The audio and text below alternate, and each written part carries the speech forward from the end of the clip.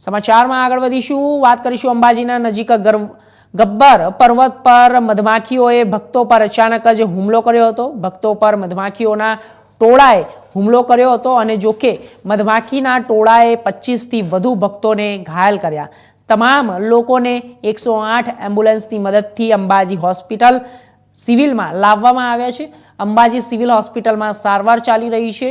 તે દરમિયાન ગબ્બર પર્વત પર અવારનવાર ભક્તો મધમાખીના ડંખથી ઘાયલ થાય છે, જેના કારણે સ્થળ પર જ અફરાતફરીનો માહોલ સર્જાયો હતો.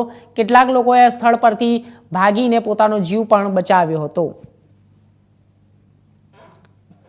આપને જણાવી દઈએ કે મધમાખીના ટોળાએ 25થી વધુ ભક્તોને ઘાયલ કર્યા છે.